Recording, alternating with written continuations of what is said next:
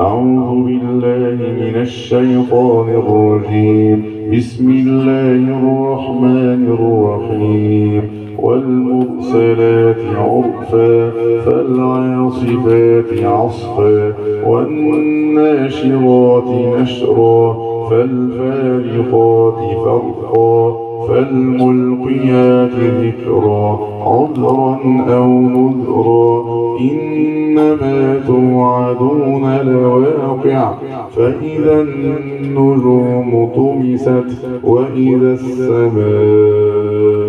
فرجت وإذا الجبال نصفت وإذا الرسل أقتت لأي يوم أجلت ليوم الفصل وما أدراك ما يوم الفصل ويل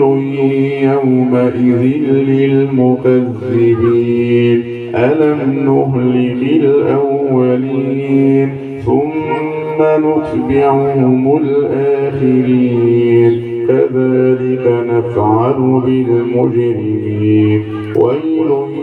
يومئذ للمكذبين ألم نخلقكم من ماء مهين فجعلناه في قرار مكين إلى قدر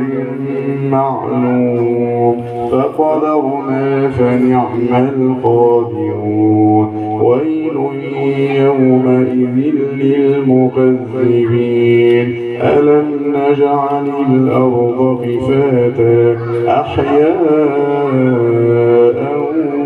وأمواتا وجعلنا فيها رواسي شامخات وأسقيناكم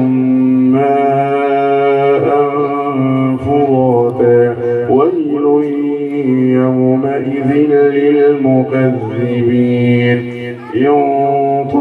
انطلقوا إلى ما كنتم به تكذبون انطلقوا إلى ظل ذي ثلاث شعب لا ظليل ولا يغني من اللهب إنها ترمي بشرر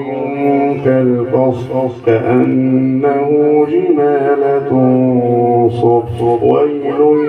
يومئذ للمكذبين هذا يوم لا ينطقون ولا يؤذن لهم فيعتذرون ويل يومئذ للمكذبين هذا يوم الفصل جمعناكم والأولين فإن كان لكم كيد فكيدون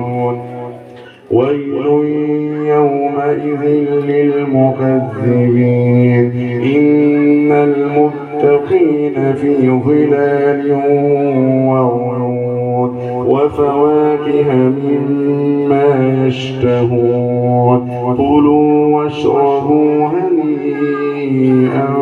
بما كنتم تعملون إنا كذلك نجزي المحسنين ويل يومئذ للمكذبين كلوا وتمتعوا قليلا إنكم مجرمون ويل يومئذ للمكذبين وإذا قيل لهم اركعوا لا يركعون ويل يومئذ للمكذبين فبأي حديث بعده يؤمنون